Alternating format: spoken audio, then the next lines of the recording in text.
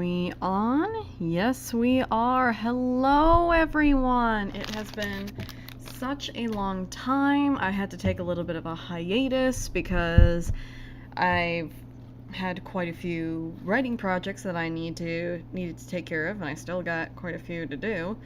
But I have a very, very happy announcement to make, and that is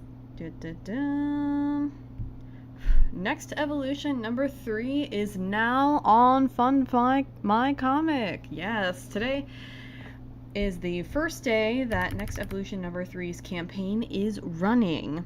I've got some FAQs here, but the stream is also going to be one big FAQ panel, so if you guys tune in and you have a question about either the comic book or the campaign, feel free to ask anything. Leave a comment and I will address it as soon as I can. Alright, so we got some artwork down here, and I've got a couple of different options for you guys. So I have just the issue number 3 for $7. I also got 2 and 1 as well, if you want to pick those guys up individually. I've also got a bundle for all 3, or if you just want 2 and 3, because I know a few of you already have the first issue. So if you just want to buy only issues 2 and 3 in a physical copy, you can go ahead and do that too. Here's some more of the interior artwork. Yeah, I really like what Martin did with these few pages here for the fight scene. I think you guys are really going to enjoy the big fight scene that's going to be happening middle to close to the end. There's still a few more pages that Martin needs to work on, but it's just 2 more pages, so it is, trust me, it is not going to take forever for this guy to get finished. So yeah, I'm on Fund My Comic. I posted the link to my X account, and please come check it out. Contribute what you can. I am going to be very grateful for all of your support. Alright, so I'll bring this up towards the end, and as a little bit of a celebration, I guess I'll update you on what I have been reading lately. I haven't been blogging as much, and I haven't been making as many videos because I've been focusing on my private projects, one of which I think I've already... Stop it. I think I've posted this on X before.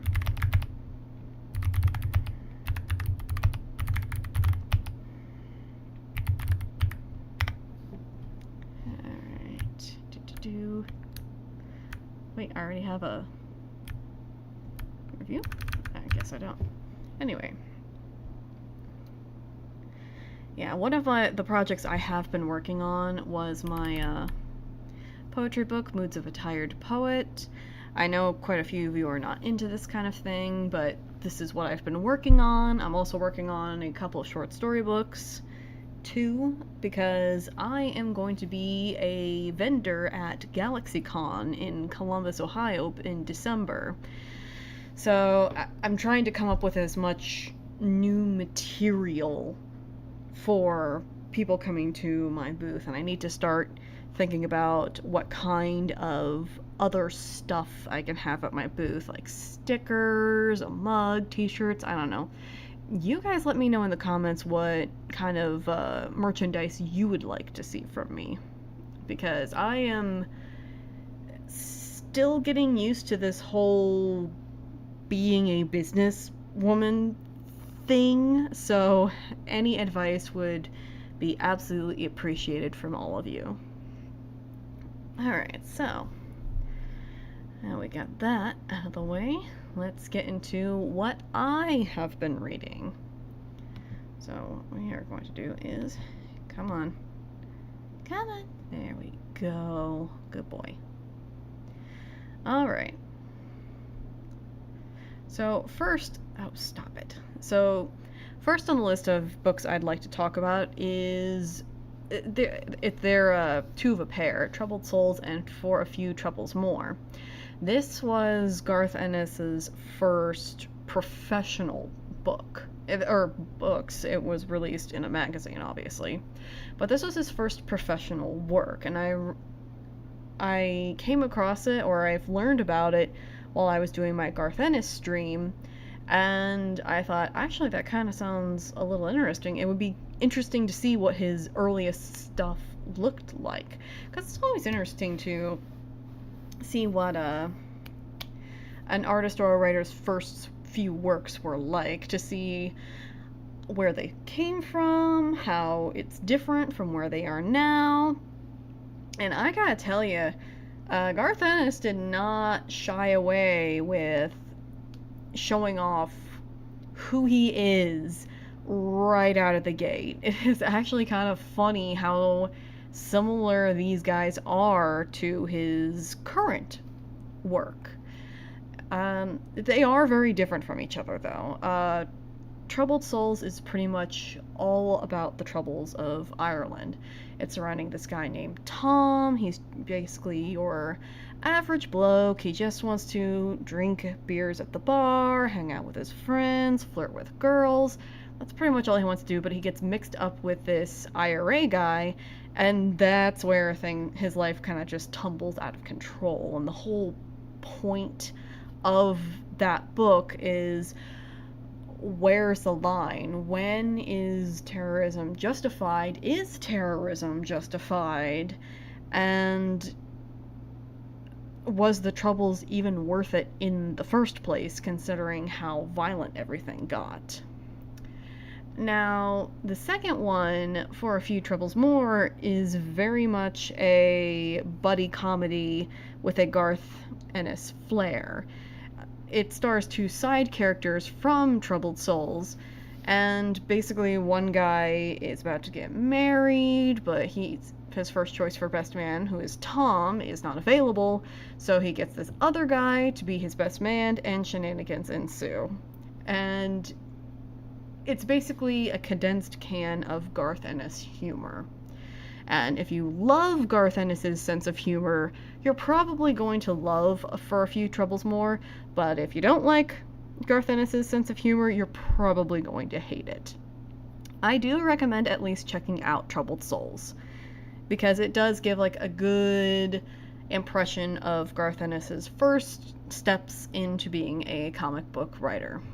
For a Few Troubles More, I didn't particularly like it as much, but it's like, you know what, it's a sequel, so I might as well keep it. Alright. I've also been sort of keeping up with the Ripperverse. I got the third volume of Isom, and I also got Zaylin too, and they arrived together, so I decided to just bundle them together in one review. And honestly, I'm kind of confused on where the Ripperverse is going. Like, I seriously am confused of where it's going, because I'm getting the impression that it's all building up to something. Now, what that something is, I don't know, but they're building up to something. As far as the individual books themselves, Isom number 3, I think is the most satisfying so far, because we finally get some answers to some questions that I've personally been having since volume 1, like, what the heck is Jasmine's deal? Because the whole storyline of Isom kicks off with Jasmine. Like, we're trying to figure out, where is she? What's going on with her? Why is she acting so sketchy? And we do get answers for that. We get a big climactic fight. We get an introduction of this big pink lizard dude who shows up. And yeah, I guess I'm satisfied with Isom number 3, though I still have some criticisms that I've always had with Isom. Like, the writing feels more like a movie, if that makes any sense. I don't know.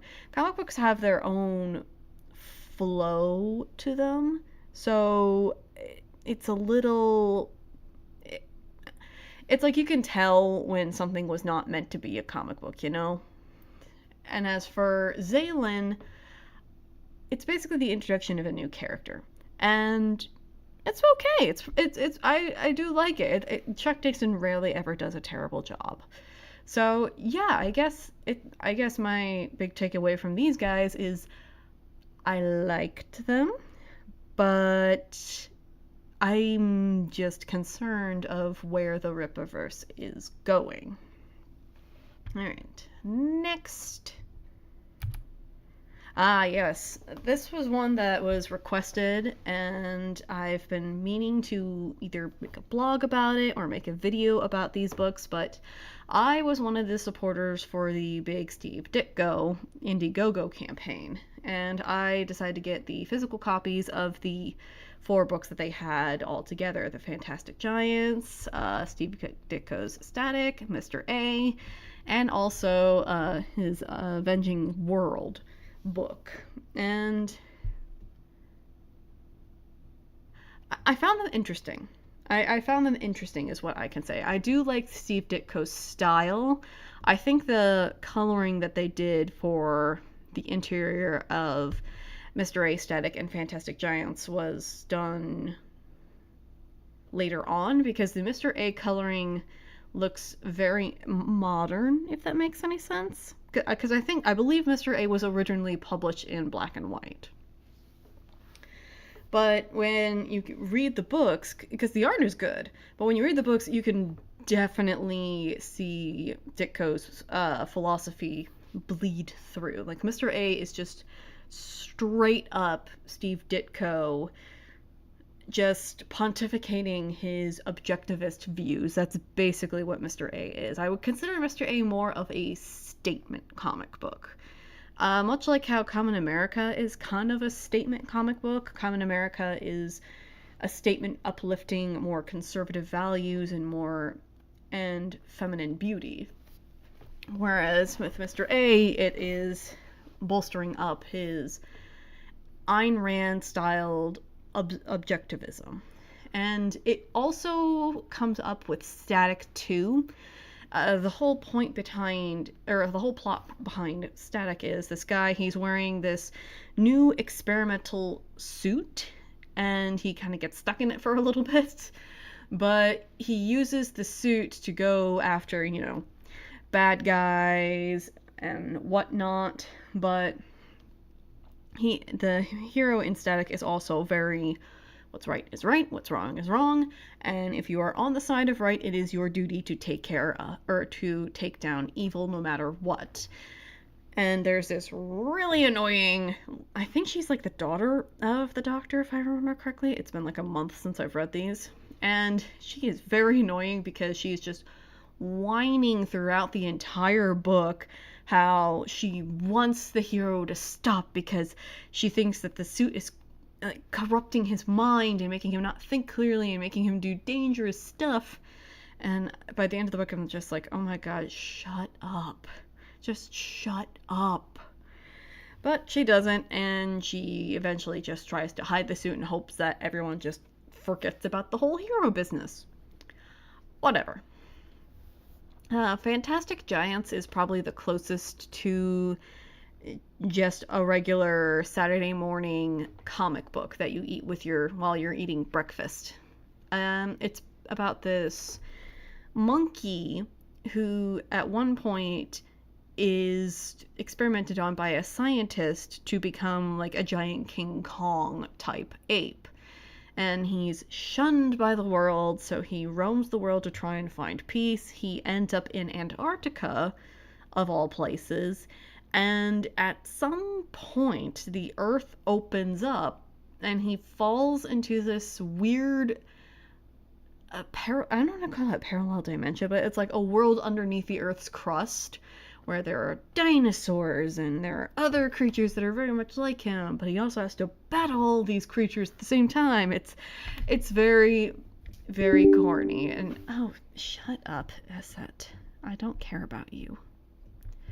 But yeah, very corny, but I did find it the most fun out of all of them.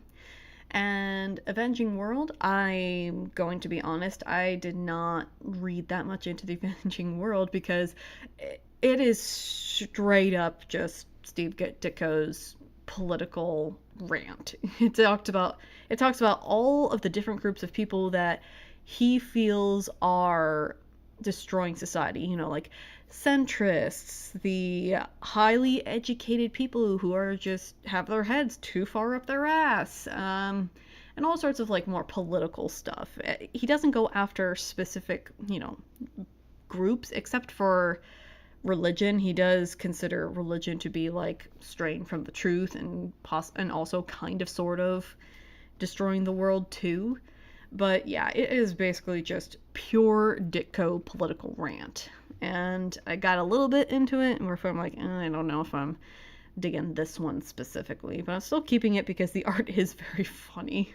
Because the thing about Ditko is when he does not like somebody, he makes it very clear that he does not like them, and he makes them look ugly or crazy or fanatical, and it's just very interesting to read.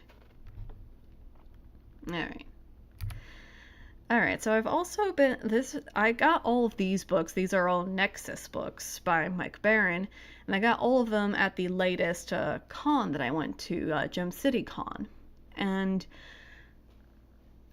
a long, long time ago, I read Nexus Scourge. Scourge? What is it? Scourge. Yeah, Scourge. And I mentioned in my review of that book that I was missing a shit ton of context for this character, because there was a lot about Nexus where I could still follow the story fine, but there was a lot about him where it's like, I don't know what I'm very lost here, and I don't know what's going on. Can someone please explain to me? And I realized I'm at the tail end of Nexus's adventures. I should probably read more of some other Nexus books so I can get more context about this guy. And I guess these books did help, sort of. Hammer of God, Panthalon did not answer any questions. It's basically a one-off story about one of the side characters that Nexus works with at one point. But Nexus Alien Justice did fill in a lot of the gaps of Nexus as a character, because I could not for the life of me figure out, okay, first off, how exactly did Nexus get these powers? And also, for a superhero, why is he like weirdly okay with killing people? And it turns out that he was just originally an executor. He was given his powers by this weird black shadow lightning bolt guy. And the entire point of his existence was to be an executioner of various bad guys, not just a take them down hero, you just straight up kill them. And that's something that he did struggle with a little bit a lot with the beginning, but eventually he just kind of grows numb to it and just accepts that. And this part one of another Nexus series, it was the beginning of a story, and it didn't fill in too many gaps, but it was at least a very interesting beginning. And I'm still a little, I don't know exactly what to make of Nexus as a character yet. I feel like I feel like I need to get more information. I need to read more Nexus books to like get the full picture of this guy, because I got most of it. But I still feel like there's a lot of gaps there that I just don't know about. Also, I don't know if this is because I'm a girl, but especially with Alien Justice, there is a lot of weird emphasis on Nexus's butt. I don't know if that's just because I'm a woman and my eyes are naturally drawn to like superhero abs and butts and whatnot, but I've noticed that throughout that series that there's a lot of Like, in pandas, it's almost like the art directs your eyes towards his butt, and it's like, wait, why? Is it me? Or am I supposed to be looking at his butt? I don't know. It's very weird. I don't know. I don't know. I don't know. It might just be in my head, because I seriously doubt that the artist had that in mind at all, but it was something I noticed. Also, Nexus, he is very, very horny, but he keeps his horniness to one woman. So he's a horny guy, but at least he stays faithful. Okay, so I decided to include both of these in the same picture because I was a little bit lazy. So The Warden was a book that I got from Buckeye Con. I basically did a book swap with another independent comic book creator. And the first issue didn't give me a lot of information about this guy. I think that the adventure is going to officially kick off in issue 2. But when I saw The Warden for the first time, I immediately got Midnighter vibes. Let me see if I can pull up a better picture. Alright.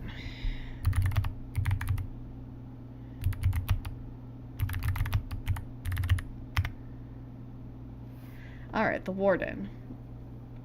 Let's see. Yeah. Like, this is what he is supposed to look like. Alright, view it. Come on. Let me view the full image. So this is what he's supposed to look like. I immediately got Midnighter vibes, and when I mentioned that to the author, he was... Oh, stop it. He was saying, oh yeah, I get that all the time. I get people saying, oh, he looks like Midnighter, or oh, he looks like a Spider-Man Noir. And I'm like, yeah, he kind of does look like Spider-Man Noir, now that you mentioned it. But this is going to be so superficial of me, but I 100% picked up this book specifically because of his costume design. Specifically because he looks like this. And from issue 1, the most I can gather is the Warden, he is this prison guard. He's a prison warden. And he has this incredible strength, though he was kind of sort of abandoned as a baby. We're probably going to get more into that in issues 2 and 3. But he has these powers. He sees there's a lot wrong with society, and it's hinted that he's going to bust open his chest, and he has like this giant chest thing that I'm assuming is where his costume is. He decides to bust open the chest and to become the Warden to take down crime. And it's like decent number 1. I would have loved to see him in the costume in the comic, but we're gonna get that in issue 2. So I can't have any definitive opinions about this one at this moment because I don't have a lot of information. It's a good start, but I just don't have a lot of information. I don't know what to tell you guys.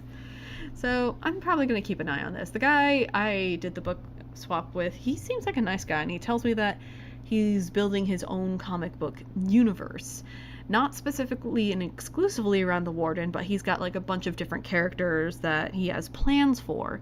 So yeah, I believe it said it on here. Ironclad Comics.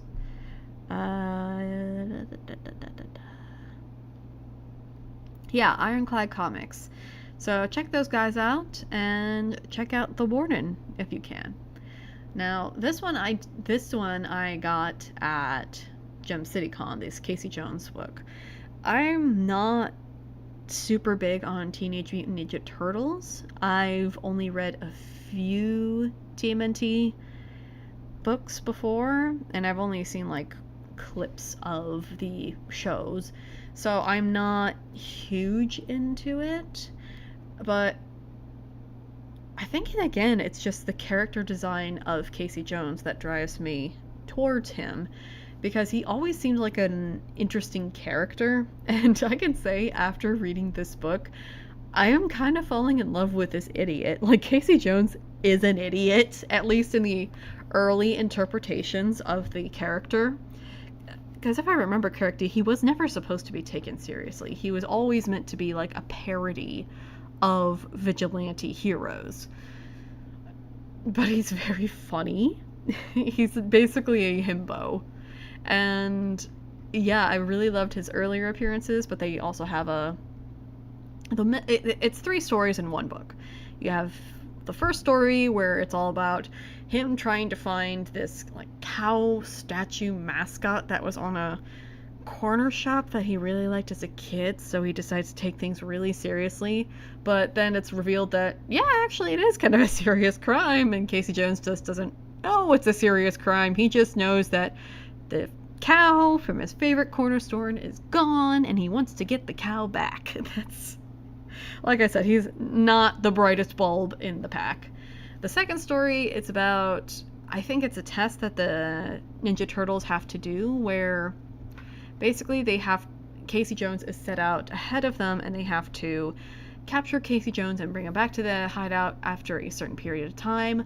But then things go awry when Casey Jones decides to do his vigilante thing, and he accidentally kills someone in the process of beating up a bunch of people.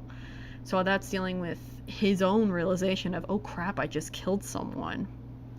And the third story is a more modern one, where it's just Casey Jones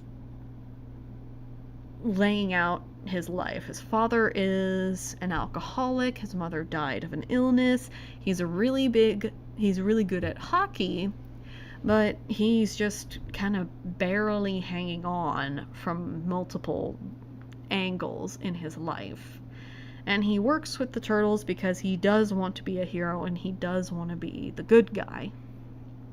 So, yeah, and I do think I like Casey Jones as a character, and I think I want to read some of the original Teenage Mutant Ninja Turtle comics, because from what I can tell, the original TMNT books were not meant to be taken seriously at all. They're supposed to be goofy comic books. They're supposed to be just parodies. They're not supposed to be taken seriously. And you know what?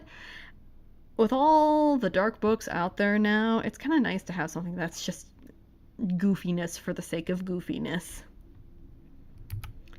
Alright, now this one I have very complicated feelings about. This is The Question written by Denny O'Neil.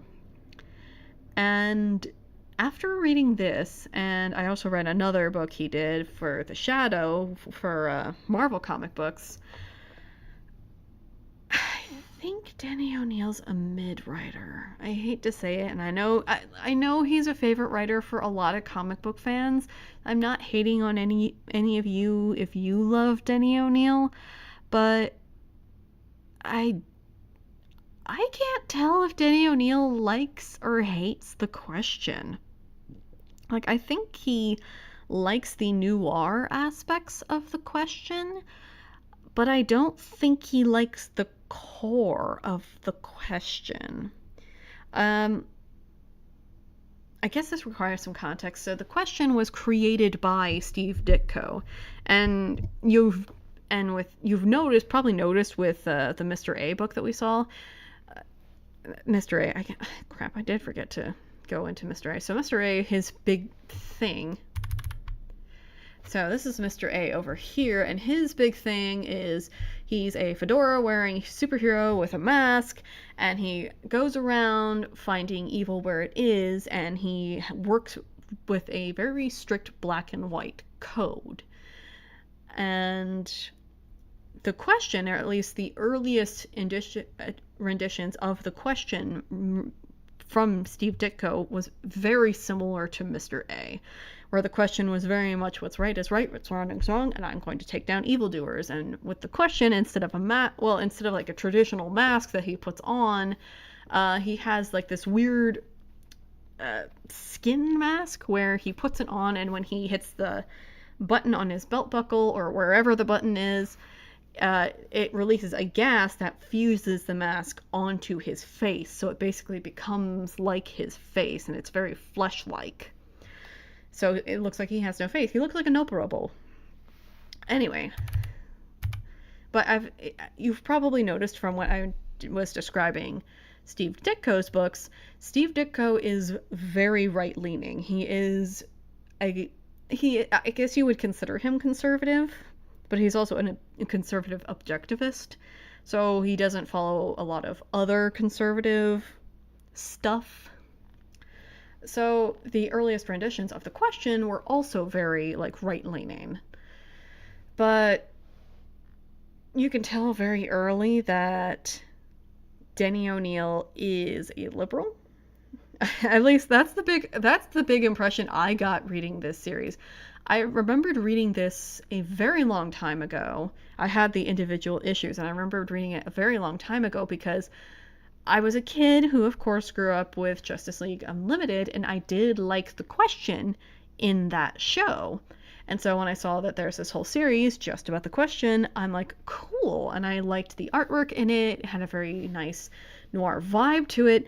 But even back then, I wasn't completely vibing with the series. I don't know what it was, but I wasn't vibing with it. And earlier this year, I got this omnibus for my birthday. So I just wanted to try it again because it's like, okay, maybe I just didn't get it. Because when I was reading the question the first time around, that was when I was getting back into comic books. So I guess I was fairly new to comic books, so you could say. And I just thought to myself, okay, maybe I just didn't get it back then. And I've read more comic books now, and even more like right-leaning comic books, and I guess I'm not as liberal as I used to be. So I'm like, okay, maybe I just didn't get it. And I read this omnibus, I read the whole thing, and I just don't know what to think of this thing. It is such a bizarre creature of a comic series. Like I said, I feel like Denny O'Neil likes the aesthetics of the question. He likes the ultimate goals of the question, but I don't think he likes the core of the question, and he wants to take out a big ice cream scoop out all the innards of the question, and replace it with all of his own personal political views, because yeah, the question, this is Vic Sage, and that's his actual name, and he is a TV reporter here, he's an investigative journalist, and whatever missions that could possibly put Vic Sage into trouble, he'll turn into the question to investigate them further, and he also does his crime fighting there too. Okay, whatever. Well, there's a very bizarre turn in this book where suddenly we're talking about plastic guns and gun rights, and the guns are corrupting people, and the guns are bad, and the plastic company that's also responsible for providing the stuff for the plastic guns is also bad, so the plastics is also evil? What? And there's this really weird annual, because it has 3 annuals that tie into each other in the middle of this omnibus. And there's this annual for the Green Arrow series that Denny O'Neil wrote, and okay, prepare yourself, because I personally found this a very stupid story, but essentially there's this one archer dude in England who is like the best of the best. He's like the best archer according to all the competitions he's won, but he has heard of Green Arrow, and he knows Green Arrow is really, really good, so he wants to challenge Green Arrow to an archery contest. Green Arrow is not interested at all, so he just ignores the advertisements, so the English archer just thinks to himself, well, I'll go to the city where Green Arrow is known to roam, and I'll just start killing people until he shows up, and we do our competition.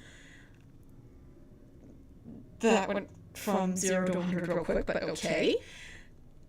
And the weirdest part about that storyline is Green Arrow is so upset that someone used his weapon of choice, the arrow, to kill people. It throws him off his groove, and he suddenly becomes bad at archery because someone used arrows to kill people. What? That does not make sense to me. Because first of all, arrows themselves don't kill people, okay? People kill people. And if someone uses a specific weapon to kill a person, that's that person's choice, okay? The weapon itself did not corrupt the person. The person was already having bad intentions.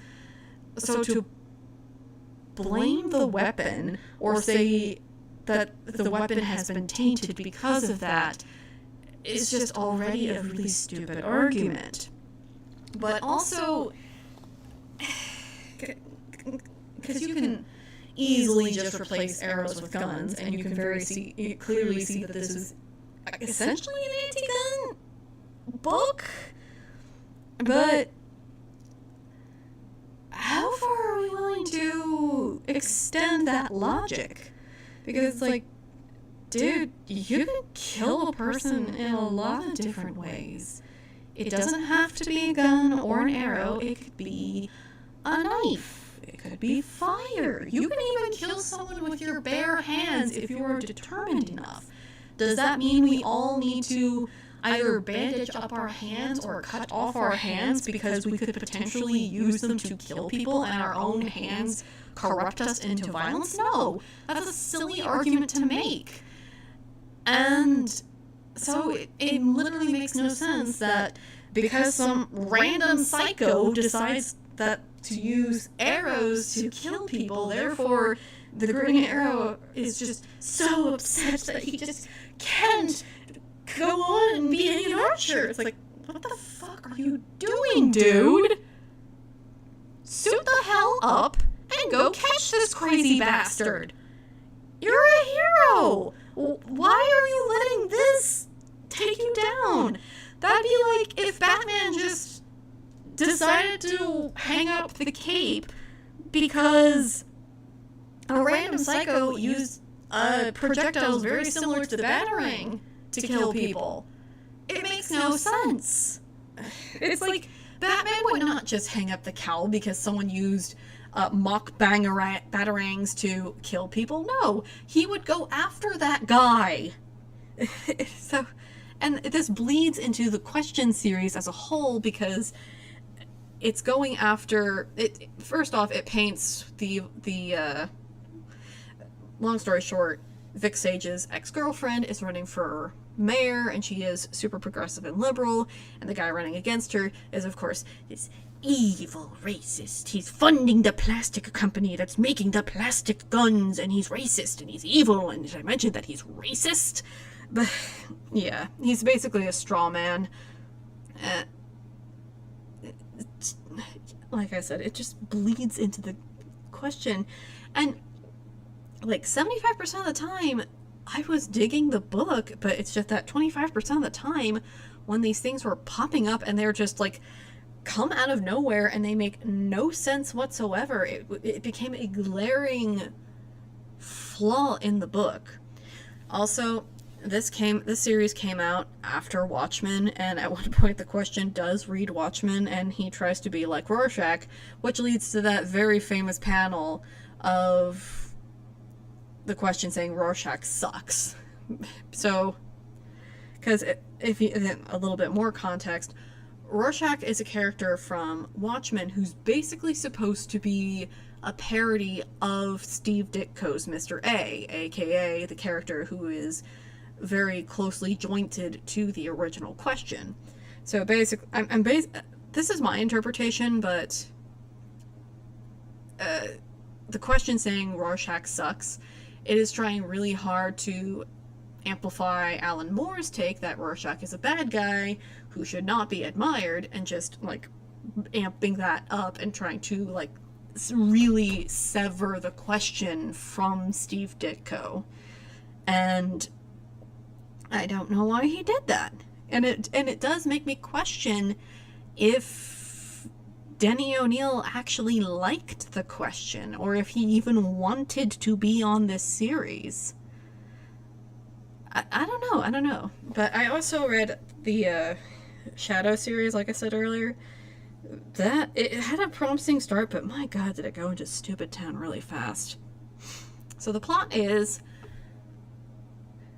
it's the 1940s, so of course World War II, and this German girl who is really good at astrology is being gunned after by the Nazi Party, and she's in America. And the Shadow intervenes to help her, and the Shadow's plan. This is the Shadow's plan.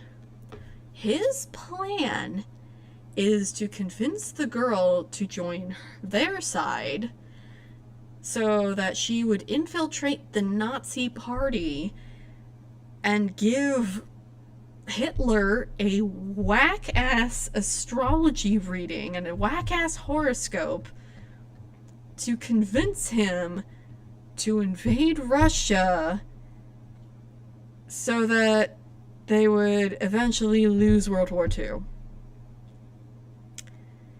Now, first of all, I'm not a horoscope girly, but I'm pretty sure that's not how horoscopes work. Like, you can't use the stars to predict something as specific of which military tactics should you use for which battle. That's not how horoscopes work.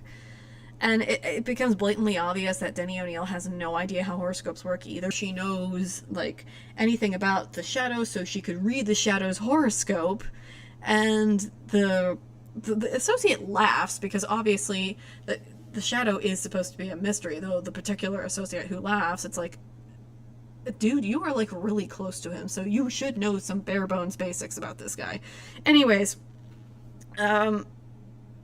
she laughs and she's like, oh, who knows that much about the Shadow?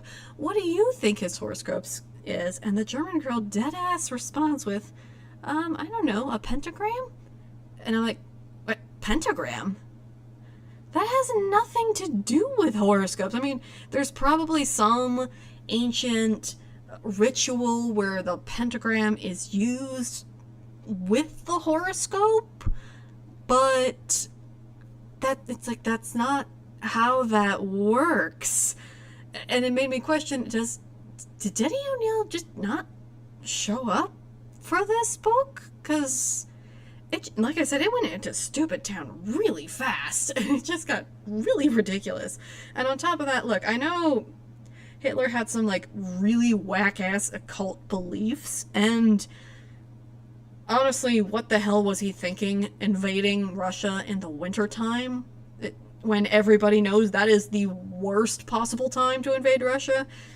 Whatever. That helped him lose the war, so I guess it was for the best.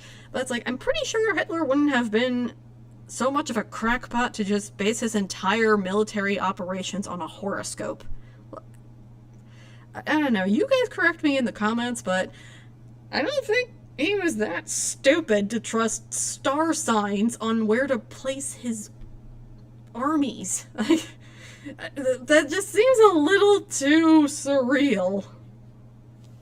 Anyways, yeah, very mixed feelings about the question. Alright, and I believe this is the last book I have here. Not a comic book, but it is comic book adjacent, because Elric of Melniboné is extremely influential on the comic book medium, at least since his inception in the 60s. But there's lots of Elric comic books. He's influenced a lot of different characters. So I wanted to read some of the original short stories, or not short stories, some of the original pulp volumes. And so far I've only read the first one in this book, because it has multiple different Elric books in here. And the first one is just Elric of Melniboné, and my first impression is Elric is such a hot mess of a character. He is such a hot mess. Like, he is trying so hard to be moral. He's trying really hard to, he's trying to be the good guy. But first off, he was born into a society called Melniboné, where he is the emperor, and this society is just sadistic. It is just a flat-out sadistic culture and society.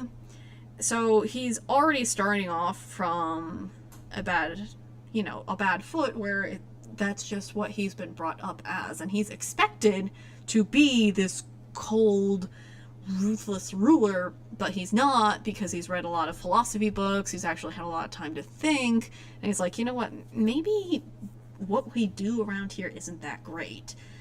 But he still just accepts certain Melniboné customs, like torture and whatnot. But anyways, he is also, at least in the prequel novel, the rest of the novels do not follow this rule, but he was born very sickly and weak, so he has to take a crap ton of different potions and drugs just to stay alive. So he is very weak physically without those drugs. And thirdly, he is just surrounded by people who either don't understand him or who are gunning after his throne.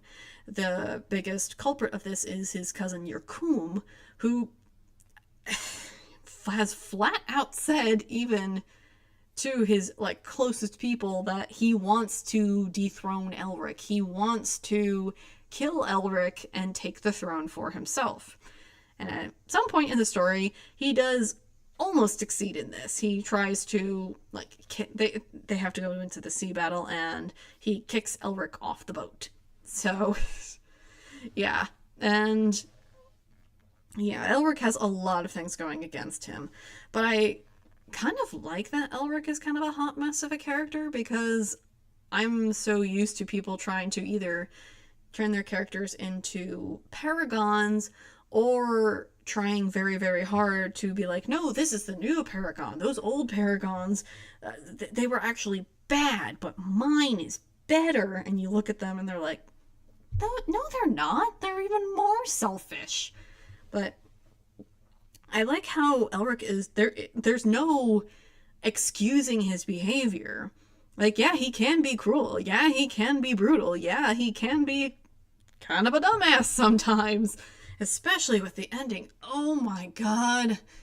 I am not going to spoil it, but once I got to the end of that first book, I'm just like, Elric, you are the dumbest motherfucker on this planet.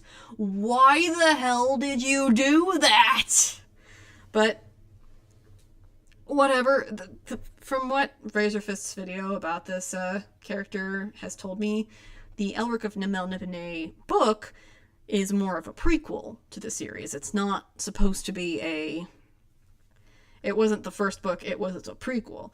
So I guess this is Michael Moorcock trying to explain away how Elric would eventually get into the situation he would get later on in the Dreaming City, when he returns to Melniboné, because at some point he decides, you know what, I'm going to take a year off from being the emperor and travel around the Young Kingdoms, learn what I can, and bring back the knowledge to improve Melniboné. Which, noble enough of a cause, I guess, but it's the decision he makes immediately after that where it's like, oh my god, you are so fucking stupid. Why would you do that? But I did like it. I did like it. I like how it's very easy to digest. It's not super up its own ass, but it's also very action-packed. There are a lot of battles in here, lots of magic in it. It is more for mature audiences because there is some nudity and sex mentioned within this book, and also incest, because why not? Not only because Elric is in love with his cousin Cimmeril, which, okay, I will hand wave that away, because yes, back in medieval times, it was quite common for kings to marry their cousins, or I guess any nobility to marry their cousins. That was a very common thing back then. Still grossed out by it, but whatever, I can live with that. However, it's also very, very, very heavily hinted that Yurkum also is in love with Cimoril. The problem with that is Yurkum is straight up Cimaril's brother. Yeah, they're brother and sister, which, ew. Like, ew. No, no, no, no, no, no, no, no, no, no. So yeah, that's another reason to hate Yurkum. But yeah, I am excited to read more of Elric of Melniboné. I want to learn more about this character who inspired so many other writers, and I want to read more of the Eternal Champions series as a whole. I got the Swords trilogy on my bookshelf right now, which is the Corum book. But yeah, so yeah, that has been what I've been reading as of late. And we're getting towards the end of the stream anyway. I want to keep this to an hour because I do have a very long day ahead of me tomorrow. So yeah, I think I'm going to go ahead and end this so I can finish a few other things on the side. But if you enjoyed this stream, let me know. Let me know what you guys are reading down in the comments. Link to Next Evolution is going to be in the description. Please go check out my campaign. If it looks interesting to you, please go ahead and make a pledge. I will absolutely love your support no matter what you give, and I will see you all in the next one. Or, I don't know about next one. I don't know if I'm ready to return to streaming just yet because I still got a lot to do, but I hope to get back into it in the near future. So with all that said, adieu everyone, have a good night.